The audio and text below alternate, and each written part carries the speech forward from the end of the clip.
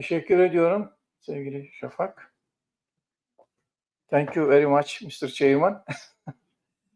Distinguished guests, Excellency, welcome, my dear students.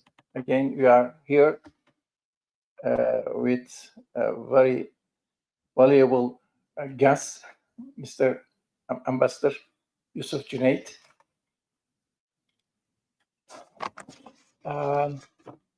Firstly, I would like to express my happiness to be with you once again at Kapadokya University. I'm sure that His Excellency Yousaf JUNAID, Ambassador of Pakistan to Ankara, our eternal friend and brother, shares the same feelings with me. As you know, as ANKASAM and Kapadokya University, we have been trying to organize events that we believe will contribute to the process and the literature in the context of history of Turkish diplomacy, current issues in Turkish foreign policy, current problems in international politics, and public diplomacy in foreign policy, with very valuable names since September 2024. Kapadokya University is first and foremost a mission university. In this context, the late Alev Alatlı, as I mentioned in my previous speech, was a person of art, a person of cause, who was firmly attached to her state, nation, beliefs, and values, and who devoted her whole life to this. To put once again, these four words, which are located just below the logo of Kapadokya University, actually constitute her entire philosophy of life and the basic pillars of her cause: logic, wisdom, equality, and tradition. Kapadokya University has taken it as a duty to transfer this great mission and heritage to the future generations with great pride. In this context, we are hosting a very important guest today. His Excellency Yousaf JUNAID, the Ambassador of Pakistan to Ankara, a friend and brother and an integral part of our heart geography. Pakistan is not an ordinary country for us. I'm sure that for Pakistan, we know very well that Turkey is not an ordinary country too. The people of Pakistan have stood by the Turkish nation not only in good times but also in bad times. The people-to-people bond, which manifested itself in the Turkish War of Independence, reinforced the foundations of today's Turkey-Pakistan relations in those days, and the foundations of the de facto one nation, one state were laid. You can also ask this issue, the reality and friendship of Pakistan and Turkey, Pakistan and Turkish world, to all our brothers and sisters, especially Azerbaijan. Therefore, it is a great honor and happiness for us to host him here. He has accepted to be with us today in his busy schedule. We are grateful to him for this. I'm sure that in his speech, Ambassador Yousaf JUNAID will probably touch upon these issues in more detail, especially in the cultural and historical dimension, and share the de facto one nation, one state process with us in the dimension of public diplomacy. Because it is very important to keep the historical memory alive at all times in public-to-public diplomacy. In this context, Ambassador Yousaf JUNAID will present his speech under the title of Strengthening Pakistan-Türkiye Ties Through Shared Values and Cultural Bonds, a Public Diplomacy Perspective. But first, I would like to briefly share with you the brief biography of Mr. Ambassador Yousaf JUNAID.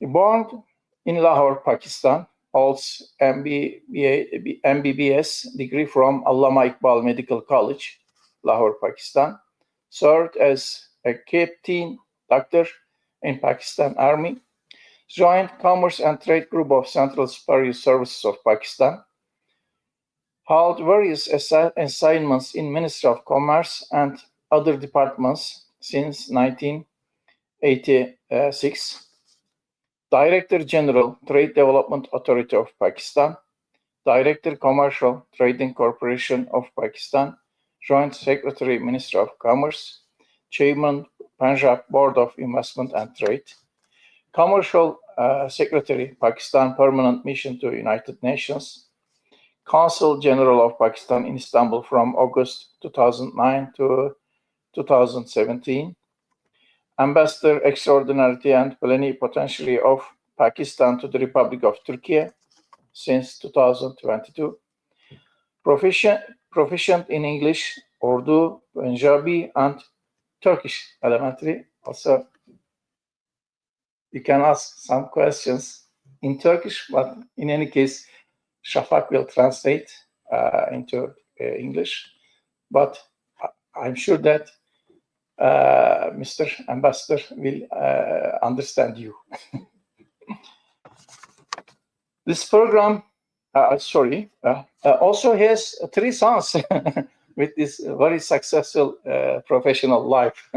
So I can congratulate him as 3 children father. This program will also be broadcast live in all social media platforms, including Kapadokya University YouTube. Our viewers, as usual, can ask their questions via the WhatsApp number that will be indicated on the screen.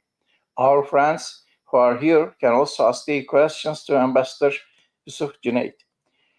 Those who didn't have the opportunity to watch today's event, which we believe will make an important contribution to the literature, can watch it in YouTube after the program. The floor is now with you, Sir Excellency. Again, welcome.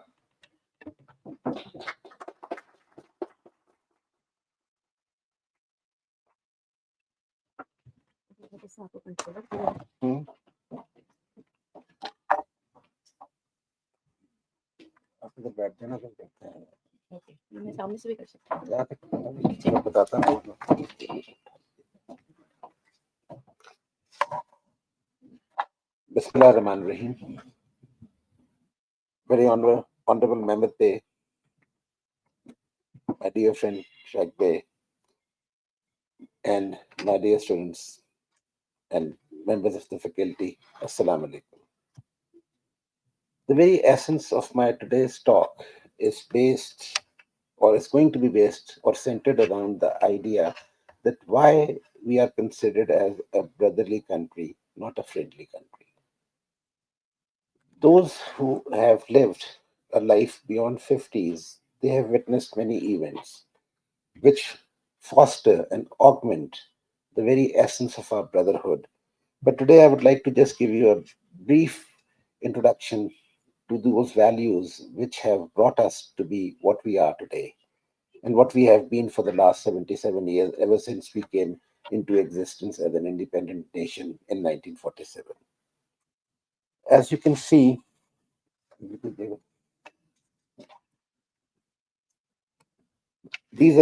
basically the slide which will give the whole evolution of my talk.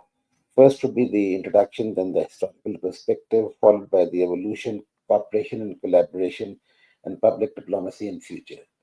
Prior to going any further, I would like to stress today that the whole essence of my talk is going to be based on this aspect of our fraternal ties, the strengthened relationship that we have and keeps on increasing in its strength and cooperation.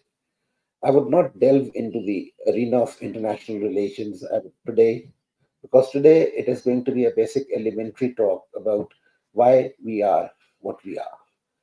So there are, dimensions which will be touched here and there, but the basic connotation of the whole talk will be around this aspect. As you can see, we are always, labeled as one nation and two states. Iki devlet, tek millet. Why? There is a history to that. There is a heart-to-heart relation. And these ties have been there for centuries, not for decades.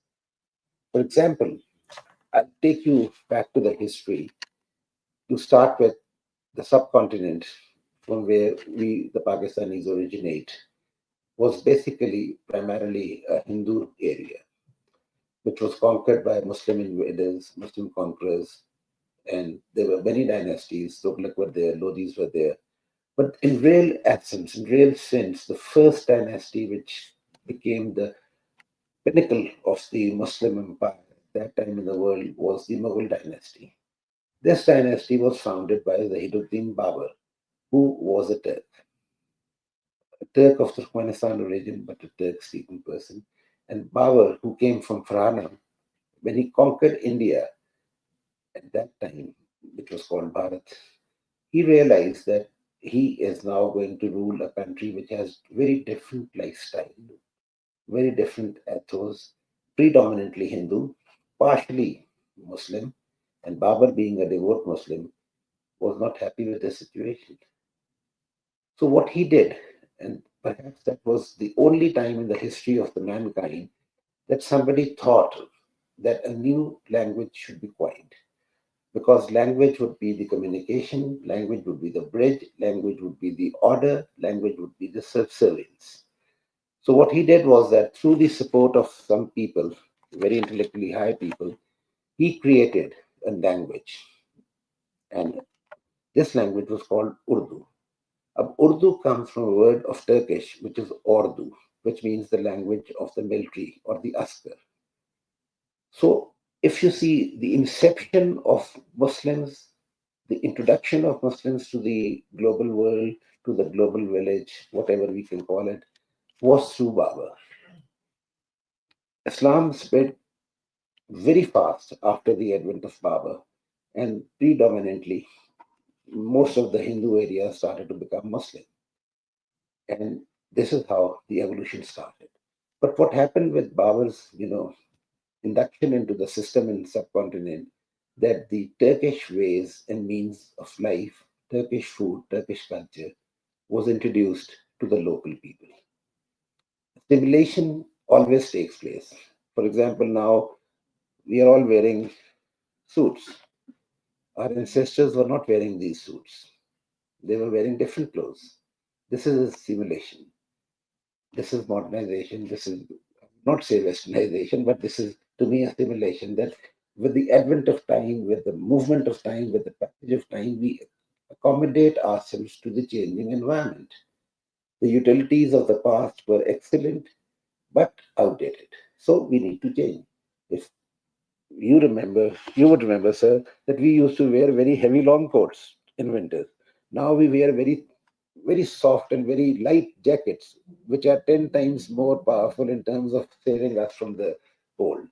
So this is all evolution and accommodation and assimilation. So that also happened to subcontinent. Turkish words were inducted into the language, and today Urdu contains 6,500 words which are of Turkish origin. Chat, Duar, Zameen, Masa, Mamnu, Ashk, Istiqlal, Taqsim, Mutafarriq, Mustashim. These are all words in Urdu, but they are originating from Turkish. Turkish itself at that time had some words borrowed from other languages, from Persian and Arabic, because of the ever enlarging environment of the Ottoman Empire. Turkish itself was getting new words. For example, Jannat was not a Turkish word. Jannat came from Persian and Arabic origin.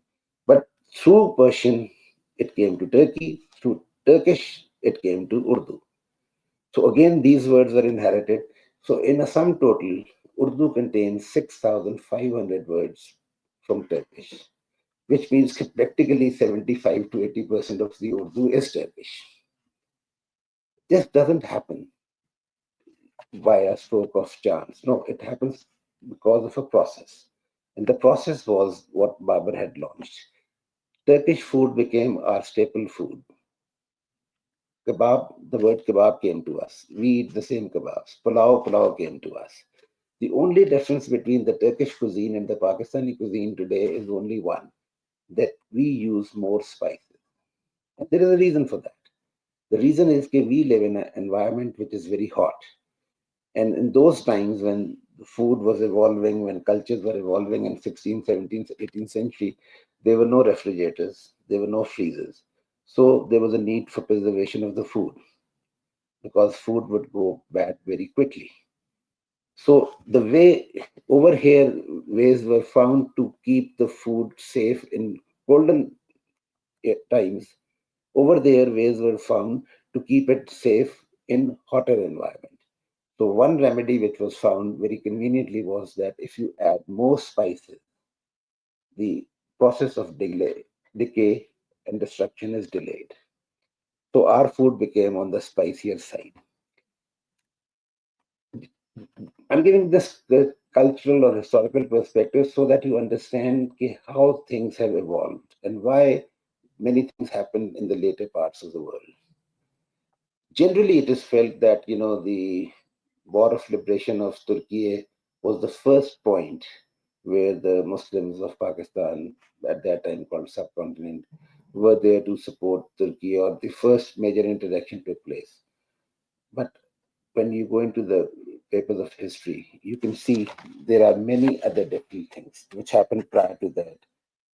For example, when you look at this gentleman, Khan Bahadur Hassan Ali, he was a very learned person in Karachi of Pakistan, and he was conferred the titles of Effendi and Bey by Sultan Abdul Hamid way earlier than the War of Liberation, because he had rendered some services during the Turkish-Russian War of 1877. What I'm trying to tell you is that our connection was not just one war. It was a connection which was from the heart, from the beginning. And there was a reason for that connection. We would not go to any other part of the world to fight or to support. The only reason we came and supported Turkey at that time was the Khilafat, the Caliphate, the Ottoman Empire, because it was seen as the pinnacle of the Muslim glory. So there was a reverence, and that reverence continued. And everywhere in subcontinent, people look towards it. Similarly, if you look at the other slides, there was a medical mission which was sent in 1912, and it was led by a gentleman called Abdul Rahman Peshawari. He was a person who came to Turkey with the medical mission, but decided to stay back and rendered countless services to the Liberation War and beyond the Liberation War. And finally, his services were acknowledged, and he was posted as an ambassador of Turkey, the first ambassador of Turkey to Afghanistan. So this is how things evolved.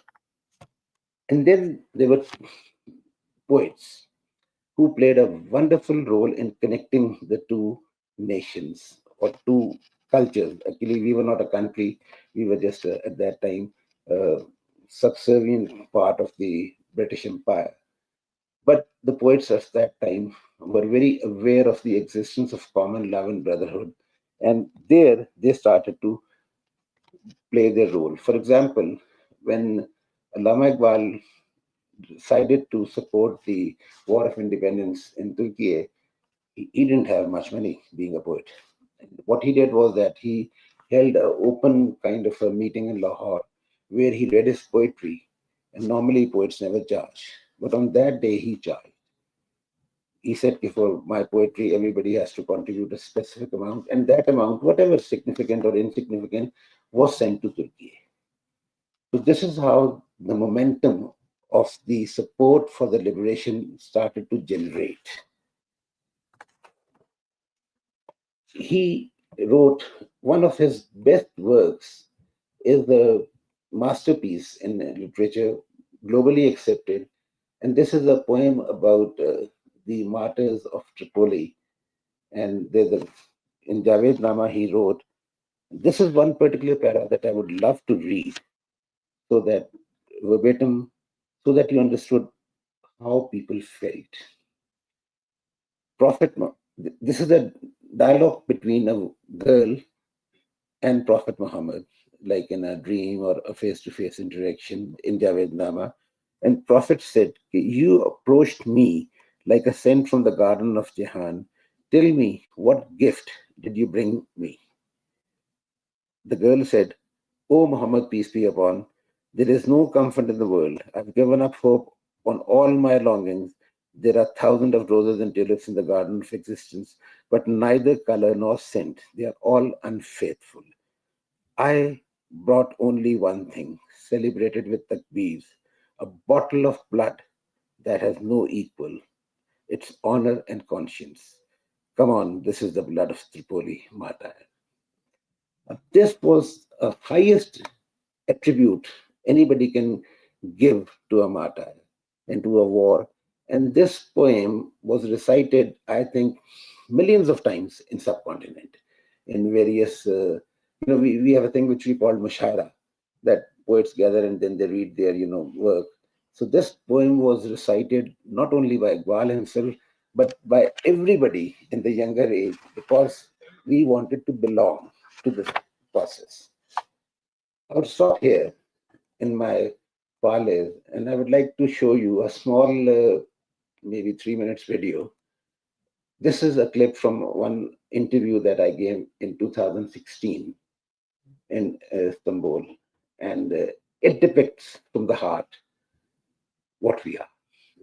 If you would kindly look at this for 3 minutes, a little bit more, attentively, then you will understand what I've been saying for the last 6-7 minutes.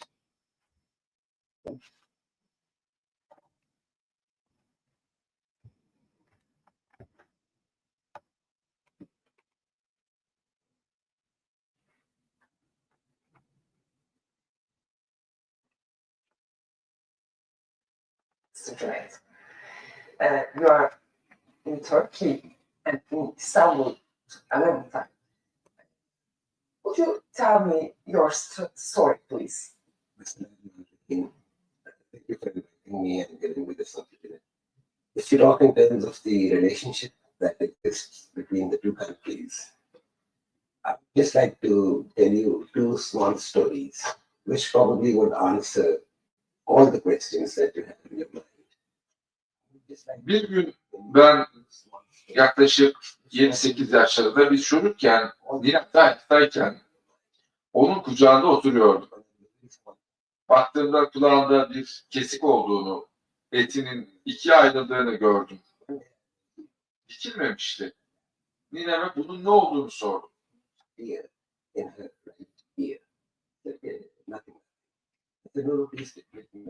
Önemli değil dedi. Ama meraklı bir çocuk olarak ben de üsteledim.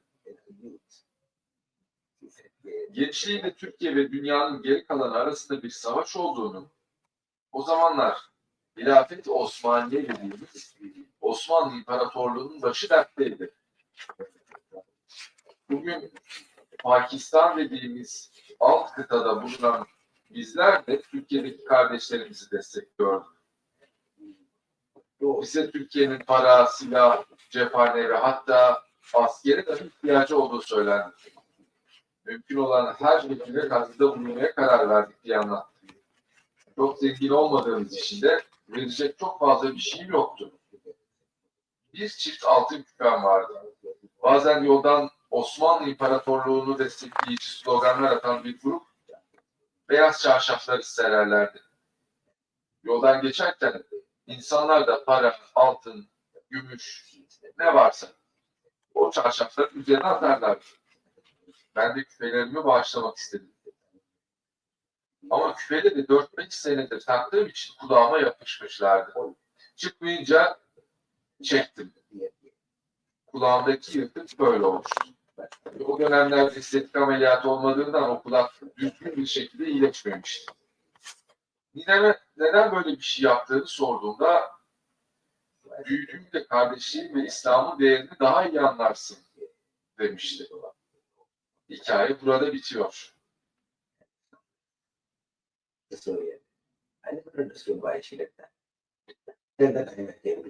Bunu neden yaptığını hiçbir zaman anlamamıştım. Ta ki Türkiye'ye gelinceye kadar. Ben Türkiye'ye geldikten yaklaşık 2 sene sonra Pakistan'da büyük bir sel felaketi gerçekleşti. Pakistan yüzeyinde biriken su yüzünden tamamen harap olmuştu. İnsanlar yiyecek ve ilaç ihtiyaçlarını karşılamada büyük sorunlar yaşıyor. Türkiye ise Pakistan'a destek konusunda en öne çıkan ülkeydi. Ama beni etkileyen şey ise konsolosluğuma gelen 70'li yaşlardaki bir adam. Sel mağdurlarına bağışta bulunmak istiyordu. Ona bağışları doğrudan almadığımızı, bankaya gitmesi gerektiğini söyledim. Çok yaşlı olduğunu, buralara kadar geldiğini ama yine de bankaya gideceğini söyledi. Adamın 70 küsur yaşında olduğunu fark ettim ve oturmasını, benimle bir çay içmesini, bu arada da bankaya birisini göndereceğini söyledi. Adama ne iş yaptığını sordum. Gördüğün gibi ben emekliyim dedi. Ne iş yapıyordun diye sordum. Bir okulda matematik öğretmenliği yapıyordum dedi. Bağış için getirdiğim paranız birikimi olup olmadığını sordum. Hayır dedi. Bu her ay aldığım emekli maaşı. Konsolosluğa gelmeden önce tüm komşularımdan bir söz aldım. Emekli maaşımın tamamını bağışlayacak olursam bana bakar, karnını doyurur musunuz diye sordum. Onlar da bakarız dediler. Ninemin ne dediğini o gün anladım. Bir adam Pakistan'a bağışta bulunabilmek için komşularına direnmeyi göze alabiliyorsa ninemin yaptığı o kadar da büyük bir şey değilmiş.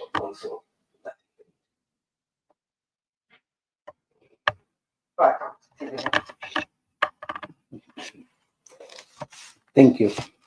I showed you this video because I think this was the best possible expression I could ever give after my prolonged stay in Istanbul about what Turkey and Pakistan mean to each other and why they mean to each other. After this, there was an evolution consistently going on. Mehmet and Lama Iqbal were very close personal friends. They interacted. Both had the same message of the Islamic Renaissance, independence from the imperialism and unity of the Muslims. These exchanges continued. Mehmet Akif used to call Iqbal a sanatkar, an artist, or a modern Rumi. And they had a high respect and reverence for each other. And they were inspiring each other and they were taking inspiration from each other in their exchanges. So this connection was there from the beginning. As things moved on, Pakistan came into existence in 1947.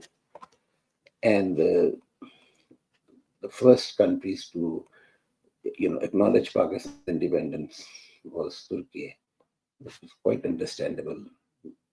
And the first ambassador of Turkey was one of the most favored persons in Turkey, and he went and became the ambassador of Turkey to Pakistan.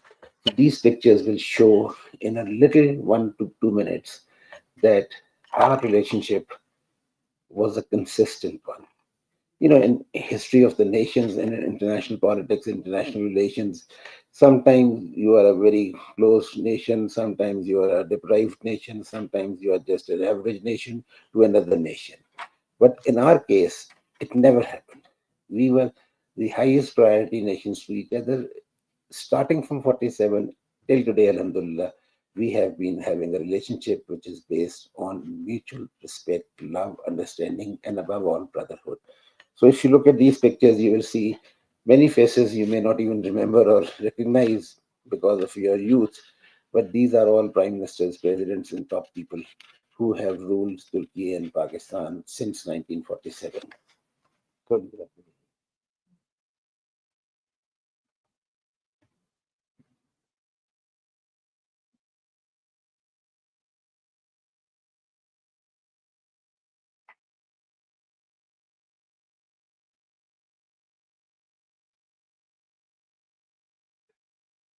This is the latest and the current one, President Redwan and Prime Minister Shehbaz Sharif.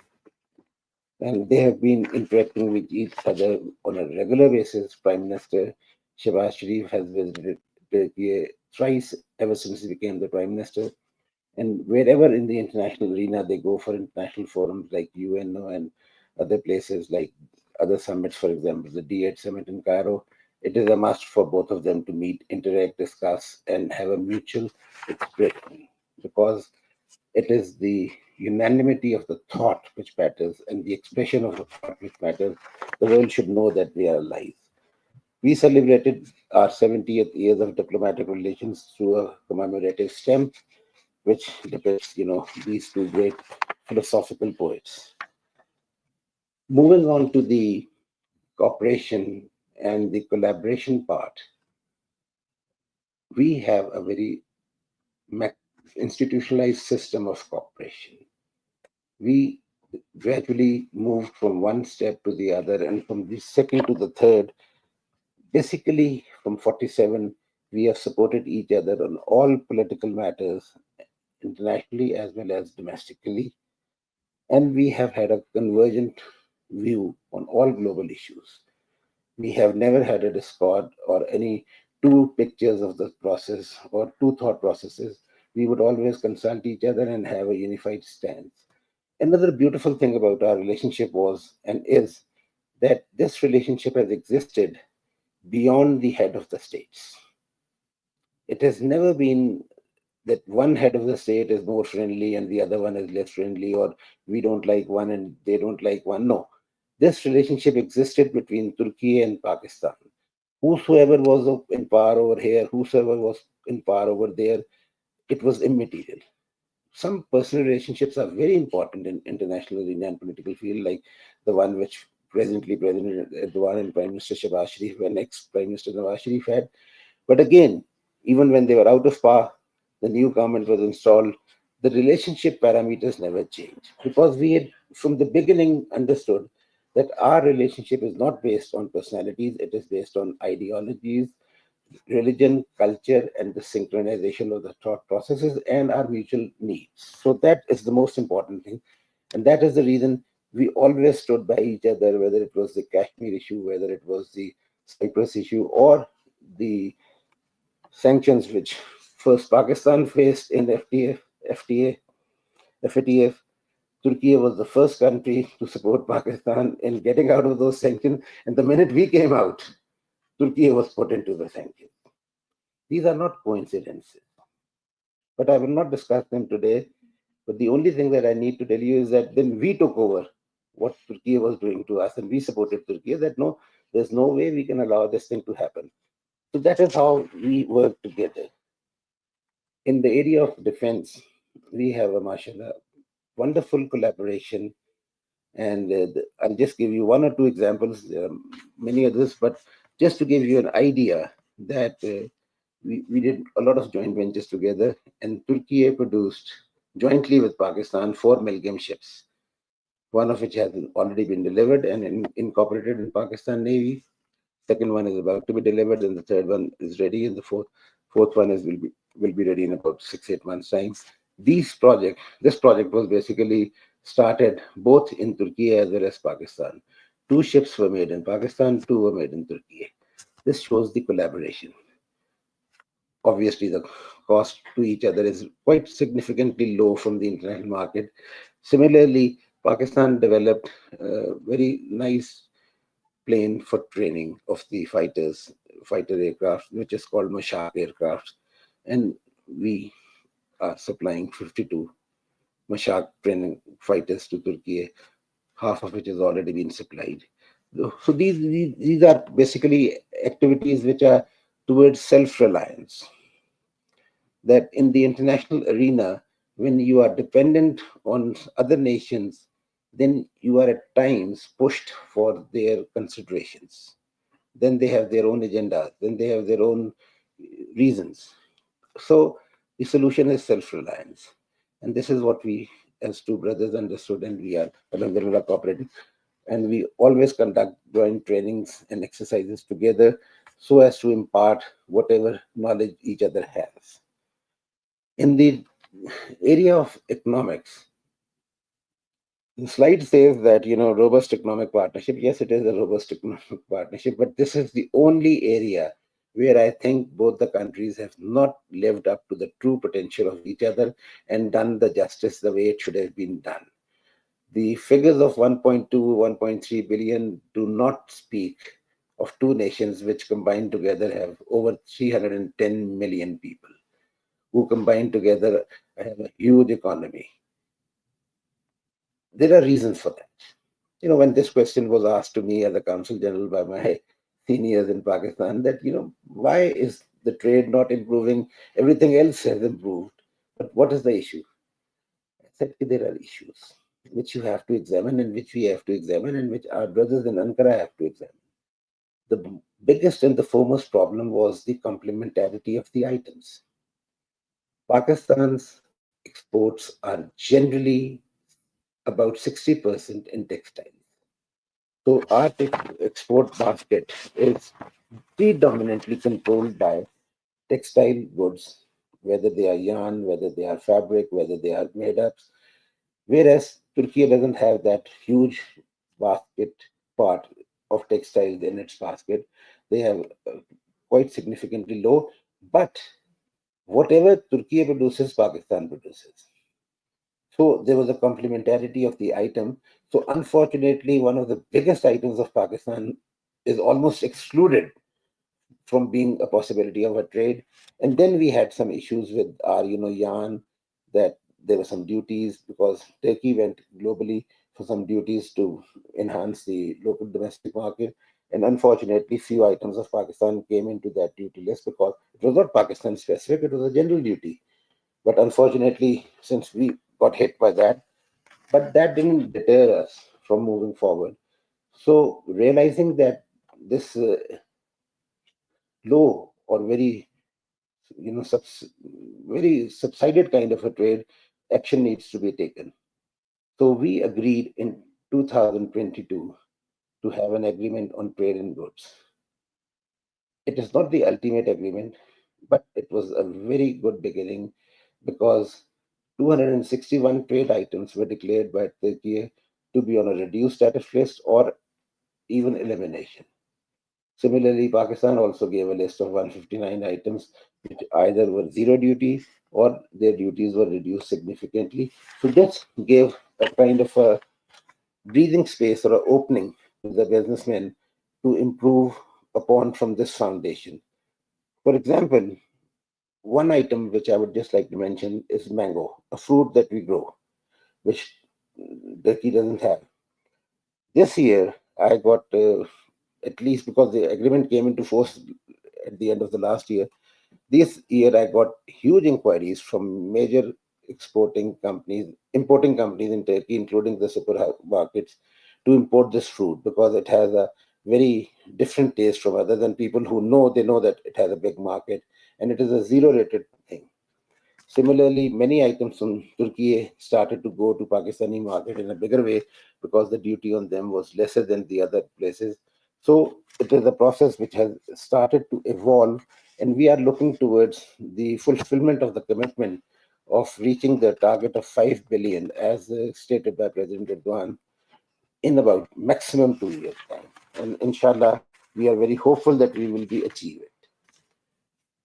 When we talk of collaboration, we cannot do away from the natural disasters.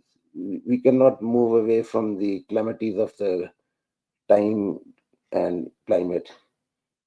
Turkey was struck by a massive earthquake in 1989, Istanbul earthquake. And Prime Minister Nawaz Sharif was the first man to land in Istanbul within 5 hours of the earthquake. The reason was we felt it is not Istanbul, it is Pakistan which has been hit. Medical teams were dispatched. Whatever could be done was done. Later on, in 2005, Pakistan was struck by a massive earthquake in Muzaffarabad. And President Erdogan was the first person to come to our rescue. The Turkish medical team, which landed in Islamabad, was the first medical team.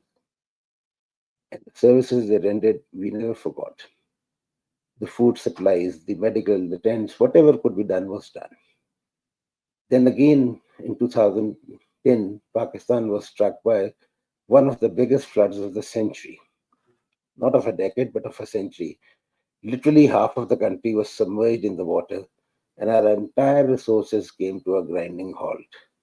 And this interview that you saw, this story which you heard, is a part of that era, because that gentleman was depicting what Turkey means to Pakistan and what Pakistan means to Turkey. And that is how we did. Unfortunately, again, last year, 5th February, the Adiyaman earthquake, I was sleeping at that time. It was in the morning, and my phone rang, and it was my Prime Minister. And he said, okay, what are the first thing after Salam was, okay, what are the losses? I said, which losses? Said, what do you mean? You don't know? I said, no, I don't know what happened. It's 5 o'clock in the morning, I'm sleeping. He said, yeah, there's an earthquake, I'm watching. And half an hour back it was reported, so nobody woke you up. I said, no, unfortunately, nobody woke me up. He said, okay, I've woken up. Now please get in touch with Afad and the presidency. And by 7 o'clock, I need an assessment of what we can do. I said, sir, he said, no, the phone was off. I couldn't even explain to him, nobody will be available. This is the time. Anyway, whatever, we got up, ran around, we found out, we contacted the relevant people.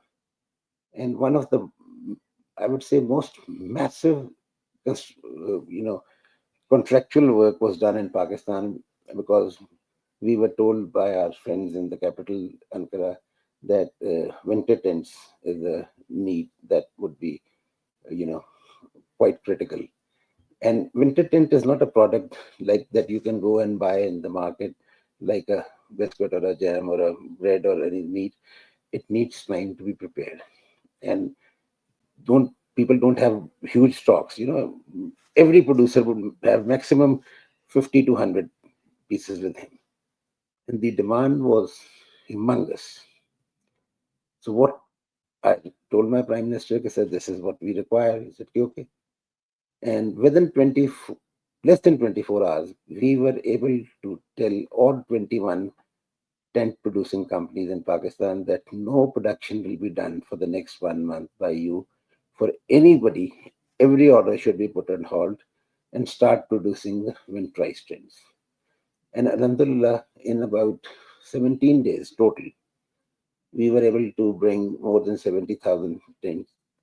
Supply production was one part, finding aircrafts was another part to carry them. We used the belly of Turkish Airlines, PIES, any other civil carrier. Then we started to look for aircrafts. The Air Force aircrafts were used. What I'm telling you, the story is not, a glorification of what we did. It is just the impact of how it has to be done. Because we always believed that this tragedy has not occurred in Turkey, it has occurred in Pakistan. So the speed, and we had meager resources, whatever that was done. And Prime Minister, 4 days, because first 4 days, because of the vastness of the tragedy, the entire administrative machinery of Turkey was busy with the relief work and many other things. So he flew in 5 days later, visited Adiyaman, met the, people who were, affected by the earthquake, and expressed solidarity. And I was accompanying him. And believe me, the feeling on the faces of those children was unbelievable. Because many of them said, okay, after Allah and Erdogan, you are the only one. This was a very common statement, Allah, Erdogan, and you. Because, this was the love. He could not do anything at that time for them, but the very fact that he was within them gave them a feeling that this is how it should be and this is how it is. So that created a huge, affection and relief for those people who were affected, and their morale raised quite significantly.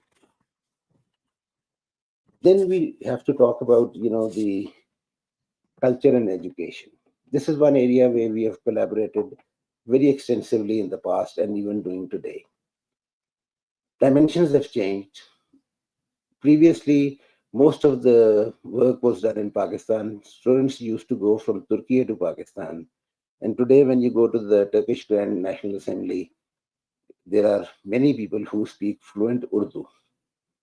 I can name two, Ali Shaheen and Burhan Kaya Turk, who speak very fluent Urdu because both of them studied in Pakistan, in Lahore and Karachi, and stayed there for 5-6 years each. So many students used to go to Pakistan, and our students used to come to Mitu and some other universities. With the evolution of the educational system in Turkey, we stopped going to Europe and started to move to Turkey. Now many students come to Turkey, and at least there are something close to 3,600 to 4,000 students in various universities in Turkey. Marif Foundation is doing an exceptionally good job in Pakistan in the form of the school system that they are running. And just about 4 days back, they opened another school in Multan, which was inaugurated by His Excellency Mr. Yousaf, the Education Minister, just about 3 days back. And basically, these two institutions, the work of the private sector and of Marif Foundation, has done wonders to our bilateral relations, because all these students, whether they have studied in Pakistan or in Turkey, automatically feel attached to each other, and they become, to me, kind of ambassadors of each country, because their first preference remains that way. If you are a Turk, your first preference would be Pakistan. If you are a Pakistani, your first preference would be Turkey. Another thing that happened lately while I was in Istanbul, that I started to promote Turkish dramas in Pakistan. And today, I can safely say that one Turkish play, Ertugrul, was the most watched TV serial in the history of Pakistan. I don't think so there is any single Pakistani who did not see that play. Before that, Motishim Usual was a phenomenal success, and people were just crazy about that. And it started with the Ashke Mamnu, and now Turkish drama serials are a regular part of Pakistan TV. And I have also inducted now many Pakistani plays to the Turkish television, and now 2 or 3 channels are showing Pakistani plays. This is one of the most important features, that people have to see with their eyes and hear with their ears what the two cultures are. Because photography is one thing which is a medium, a strong medium, but it doesn't really give the emotions. It may give feelings, but it doesn't give the expressions. So to me, culture and drama exposure through TV and film is a very important medium. And we are doing a lot of things in this direction. And hopefully, we are also looking for joint ventures to produce. We established the Urdu departments in Ankara University, in Istanbul University, and the Seljuk University, where Urdu is being taught and understood, so as to synthesize the two languages into two cultures. When we talk of public diplomacy, and the reason why I'm here today, this is the most critical part that I need to talk in the next 2-3 minutes. Our elder generations knew of the services and sacrifices our forefathers and grandparents made for each other. So there was an affinity. With the evolution of internet and modern gadgets, things evolve and evolve in a direction that everybody has now a medium in his hand whereby he or she can go to any site, access any knowledge. So there's a huge, I would say, bombing, a kind of you are submerged in information from everywhere. So your mind becomes very, at times, multidimensional, or at times, going hazy, because you become cloudy because the information is so much there and so much of excess is there that at times one loses its focus. And as he mentioned that I have 3 sons. So when I was, growing them up, when I was talking to them, at times, my only thing to them was, don't lose the focus. Don't lose the objective. Play whatever they were in love with football, so I said, go and play. But your focus is to educate yourself and become a good human being. So don't lose this objective. Similarly, when we talk of international relations, our focus is only one, that our brotherhood, our love, which has been there because of the sacrifices of our grandparents, should continue to develop and foster. And this is the reason I chose this university to talk. That whosoever is present in this room, I want all of you to ponder about these things, that why two nations who are 6,000 miles apart feel this way about each other, why their governments feel this way, why our elderly parents feel that way. And once you will feel or try to understand this, you will feel this way. And this is what is to be achieved, because our future is together. We are 6,000 miles away from each other geographically, but in our hearts, we are not even 6 centimeters away from each other. Actually, we are part of it. Our future lies together, because the world is now very polarized. It's a multi-dimensional world. There are too many stakeholders. Every country has their own interest. Every superpower has their own interest. And at times we are at crossroads. Our locations are very strategic. Pakistan is in a very strategic position, and similarly, Turkey is in a very strategic position. Our neighborhoods are in turmoil. And we are the two countries who have a perfect harmony. So it is for you, when you grow up, to continue, develop, and foster. Because the basic essence of public diplomacy, to me, is not diplomatic jargons. Making long speeches in 4 hours are not my, at least, cup of tea. I always feel that diplomacy, whether it is public or private, whatever it is, it has to be through the heart and with a focus and with a purpose. The purpose is development of Turkey. The purpose is development of Pakistan. The purpose is a strong international defense of Turkey and Pakistan. The purpose is we two nations becoming economically strong, socially strong, culturally, linguistically, ethically, whatever. This can only be achieved through one thing: a selfless commitment to each other. That is the essence. That when somebody gives 600 lira of his Imekli Marsh, it is not 600 lira, it is 6 billion lira, 6 trillion lira, because it is coming from the heart. We received, you also received during the earthquake support from other countries, but that was just a support. The heart was not there. We also had our time. So this is the essence, that as a public diplomacy symbol, as a public diplomacy gesture, I would like to leave to you that believe in each other, because our survival is dependent on each other. We have mutual friends, we have mutual enemies. I will not delve into this talk, but we have a unified command, and I want this to be told to you, so as in the times to come, when you are in different walks of life, you should know your preferences. Nobody is asking for undue favors from any side, but the focus should be our grandparents were like that, so we have to be like that. They were not wrong. They proved that they are right by supporting each other. So this is how we have to develop. Last thing that I would like to leave to you is, please, as a young generation, be very careful. Whatever you see on social media at times is not correct.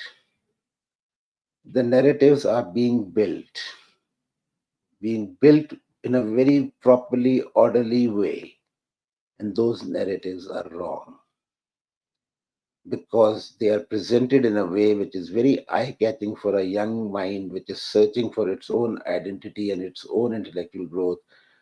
Do not be carried away by them. We are what we are. We are proud of our heritages, and we should remain proud of our heritages. We should not be carried away by properly designed media misinformation. Always question things in your mind before reacting, responding to them, or accommodating or assimilating them. Because that is a media war. So there we have to be extremely careful, and especially you people, the young crowd, which is more using these mediums, you have to be extra more careful. We, the old people, have already seen life in many ways, so we can decipher slightly quickly and better than the younger mind, because the younger mind is more intelligent than ours. They are more fresh. They have more power. You have more knowledge at this age of yours than me when I was at your age, because your access to knowledge is higher. I leave this at this with this only request, and not a request, actually, it's a feeling that I have to express, that our future is together. And these two nations, inshallah, will remain together in the comity of the worlds in every possible way. Thank you.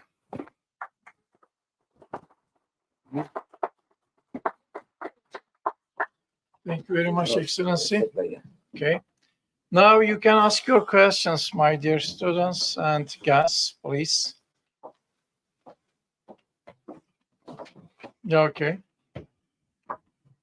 Öncelikle üniversitemize hoş geldiniz. Ben siyaset bilimi ve uluslararası ilişkiler 4. sınıf öğrencisi olarak Sayın Büyükelçimize sormak istediğim soru, ilerleyen süreçte dünyanın gidişatına göre Türkiye ve Pakistan özelinde ama genel İslam coğrafyaları olarak bir birleşme gibi yeni bir Avrupa Birliği yapılanması öngörüyor. He is asking if there will be any possibility to have a common integration process like the European Union between Pakistan and Turkey, or maybe in a wider context, In the Islamic cooperation organization. Your question is two parts. First part is whether we can have a confederation or a federation or whatever word you want to use, like EU. You see, we are 6,000 miles away from each other. So for these kind of activities, you need a physical proximity. It is not a document which matters. For the last half an hour, what I was saying was that to me, documents are of no importance. To me, it is the essence. And we, alhamdulillah, have set up a process which we call HLSCC, High Level Consultative Committee System, through which our prime ministers and the president meet each other every year. We discuss everything. We discuss local issues, international issues, and in that system, we have many working groups for education, for culture, for defense, for trade. And as I said, some areas are moving very fast. Like there's a huge success in education, there's a huge success in medical support to each other, there's a huge success in defense, and some areas are not moving, like trade. But again, they have reasons. So that way, we have the mechanism already there in a very different way. Because, we cannot replicate a EU or a ASEAN or anything because there's no physical proximity. But we already are at a level where we are collaborating and cooperating with each other. Yes, there is a huge room for improvement and further, developing this relationship, which we are constantly working for. And that is where you all matter. Because when you will be at par 5 years, 10 years later at certain positions in life, it is your duty to continue to do this. Regarding the second part, the OIC part, OIC is an organization which is created for all Islamic Brotherhood. It is already active, but these organizations like UN, OIC, they, without, the economic integration part, they all have, this kind of a strong feeling of becoming a kind of a representational entity rather than a collaborative entity. So that way it is doing its job. It is our dream, it is your dream, and we all hope that the collaboration continues to increase. Islamic world previously in the past had its own dimension. But what has happened in the last 8-10 years, many things have changed. this is not the forum, this is not the time to talk about it. But those groupings which existed in Islamic world are now very different from 10 years back. When you looked at the leaders, when you look at the positions, everything has changed. So it is an evolving situation. The world is really evolving at this particular moment. And I'm sure all Islamic states are also aware of it. So people are thinking and working on those lines, that how to integrate more and how to produce more. Inshallah, let's hope for this. It continues to foster. Maybe, Excellency, you can mention about Economic Cooperation Organization and Yeah. Developing Aid. Yes. You see, in 1964, Turkey, Pakistan, and Iran established an organization called Regional Cooperation for Development. This was the most unique work in the history of organizations.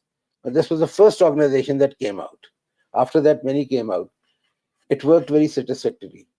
I remember as a child, we used to watch Turkish and Irani dramas, movies, music regularly on Pakistan television. And people over here used to do that. If he remembers the song Jive Jive Pakistan, it was sung in almost every second school of Turkey. Yeah. It was a product of RCD. RCD, unfortunately, what happened was that the three countries had a different leadership, and Iran particularly, with the Shah Iran, who was the creator, he was eliminated from power. So RCD became a little bit redundant and non-operative for many years. But we all again realized, the three of us, at later stage when the things settled in Iran, that we need to reactivate it. So the process of reactivation was done under the cooperation of Economic Cooperation Organization. Political dimension was slightly reduced, but the economic dimension was increased and it was more magnified. And we established ECO Bank, which is now operative in Istanbul, which was to support and develop the three countries' small and medium-sized businesses, because the seed capital was provided by Pakistan, Turkey, and Iran in equal connotations. And then we had, later on, we decided to include all the Turkic states, Turkmenistan, Uzbekistan, all these as a part of this. So the membership became 10, even Afghanistan was admitted as co-members, all of them. So this is a platform which gives you a great opportunity, to reduce the tariffs with each other. You can negotiate, to increase and learn from each other the developments in all these countries, because some countries excel in some things, some don't. So it is a mutual thing. Issue always is and will be, it should come from the heart. Commercialization of the ties, especially between countries like Turkey and Pakistan, to me is the most detrimental thing, because business interest is always different than the heritage interest. We have to find a way to get these two together. Businessman will not give a businessman, he will be a businessman. So we have to feed in that way. But at the same time, the state structures have to be transformed in a way to mutually support development of each other. Developing Aid. D8. D8 is an organization which I think was one of the wonderful gestures done by Professor Najmuddin Erbakan at that time. Because of the regional areas, it was able to do few things. Then it became slightly dormant. But Alhamdulillah, this year we were able to finally hold the D8 summit, and it has now again Cairo, and again it has got the impetus. I will not talk about these organizations and why. There's another organization that I can mention, SAARC, of which Turkey is not a member, but Pakistan is a member. It is the South Asian Association for Regional Cooperation. It had Nepal, Bhutan, Bangladesh, Pakistan, and India. Never took off because of the other issues. There, everything is there, structure is there, secretariat is there, but things happen. So these things globally are part and parcel of the international dynamics. But I always see that these organizations always provide you an opportunity to collaborate. I never look at any organization in the world that, oh, it will deliver everything. No, they cannot. Because there are national interests, there are Western interests, there are competitive interests, there are so many other factors. There are different levels of development in different countries. One country may have a GDP of 14,000, 12,000. The other may have a GDP of 1,000. So you cannot expect parity. But these organizations always provide you with a platform from where you can take those things which are doable. In D8, we have already, this year, we also notified that tariff reductions. Not, I would say, 100% reductions, but there is a reduction, 10%, 15%, 20% on certain products, which paves the way of intra D8 trade. You see, the biggest problem with the Muslim world is we have some countries who have tremendous amount of money and exports, but we are not trading with each other. We are trading externally mostly. So if this trade is channelized internally, we can become a major trading force. And that is where I look at these organizations, that they offer you a window of opportunity to achieve that intra-Islamic trade, in bigger way. That is, to me, the sole objective of these organizations, besides other connotations. Yes, thank you very much, Excellency. Yes. Are there any ongoing projects aimed at strengthening the ties between Turkey and Pakistan and enhancing people interactions? Could you please elaborate on the significance of education and student exchange programs in this country? Thank you. Well, for the student exchange program, we already have many, and a lot of students from each country visit each other. And besides that, many students on their own, they go to Pakistan also. Like, we have a university which we call Islamic University, and I know many Turk students go there because it is considered to be one of the best in the world in terms of Islamic theology. Similarly, about 4,000 students have come from Pakistan to study in Turkish universities, mainly in Istanbul, Ankara, and other places. And regarding the ongoing projects, we have a continuous mechanism which is working for different areas. Obviously, right now, both the countries are at a level of development where neither you nor us need bridges and roads to be built anymore. We have, completed these projects. Turkey was always there when we were building those roads. Many projects were done by Turkish company. STFA was a very famous name in Pakistan. I'll give you an example that one of the best projects in my life which I've seen for public welfare is Lahore Metro Bus. And this Metro Bus was done with the assistance of the Istanbul municipality. And it was a replica of the Istanbul Metro Bus, which runs all the way. When I came, I saw that. I requested my Prime Minister when he came that please find 10 minutes if you have time. I would like you to see this. He saw immediately. He said, okay, this is something that we need to do. And huge assistance, not financially, but technically and in terms of supporting, was given by Istanbul municipality and the government of Turkey. We established that. Lahore waste management, the cleaning system of Lahore. Lahore is now the cleanest city in Pakistan. And it was the dirtiest city in Pakistan before this mechanism. A beautiful city, but dirty. We could not manage to clean it or gather the garbage. Turkish companies went, they laid down the infrastructure. In defense, I've just given you two huge examples. 4 ships is not a joke. It's a huge project. It's $1 billion project. 52 aircrafts is not a joke. In terms of other areas, yes, we are trying to find areas of common investments. Anadolu has massive investments in Pakistan now. Archilek has a pretty high amount of investment in Pakistan, and they're all very happy. There are many other companies. Trade relations have improved. Pakistani companies generally do not invest abroad. Their systems are not geared for that. So I would not say that we have any substantial, huge investment in industrial area in Turkey. But yes, many Pakistanis have invested in real estate because Pakistani feel more easy with real estate. So they've invested over here. Collaboration is there and every day it is increasing. Just before this lecture, I was talking and Chivik was also there with the rector. And instead of talking anything else, within 2 minutes, our talk was focused on bilateral cooperation. That he mentioned 2 or 3 things that this university is offering, which I didn't knew. And I said, leave the other things. I'm more keen to talk about these things. The technicians for my aircraft, I said, we are dying for them. So find a way, vocational training. So, the best thing is he said, whatever I have, it's yours. That is the thing that to us is the most important, that when we come and ask for something, or if our brothers come and ask something in Islamabad or through me, our response is always, whatever is there, it's there. Take it.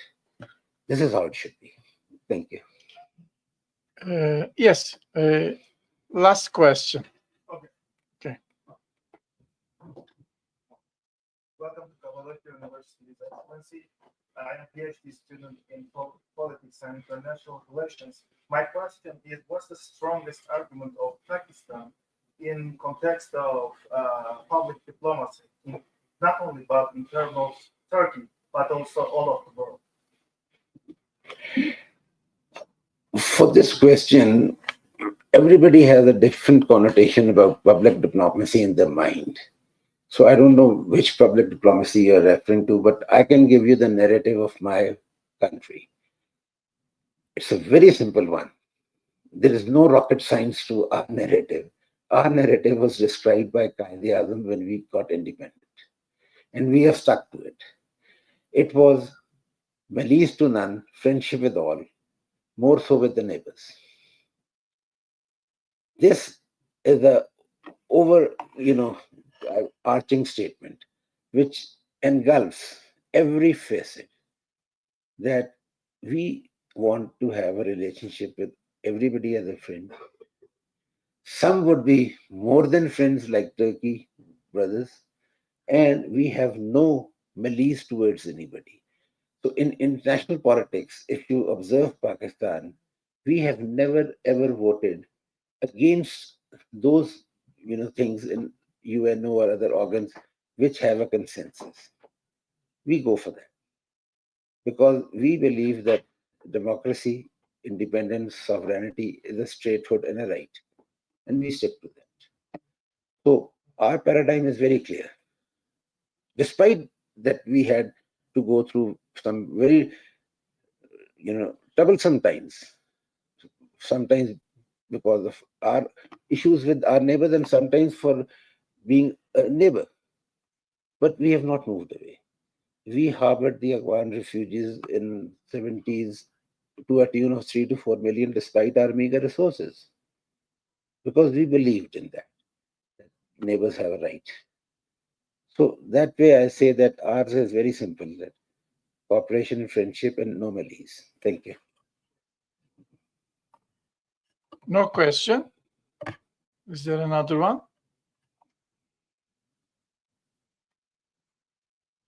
Kaçıyor. Okay. Excellency, thank you very much. Thank you for so your much. contribution. Would like to have a picture. Sure, sure. Büyükelçiyle fotoğraf çekilmek isteyenler gelsin. Especially who are asking questions. Excellency, can we take a photo?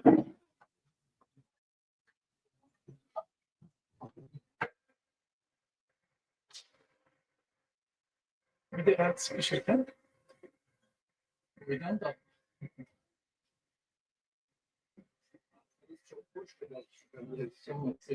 Evet, gelin buraya. Fotoğraf, topluca fotoğraf çekilebilir. Oraya sor. Toplu fotoğraf çekilebilir. Sahneye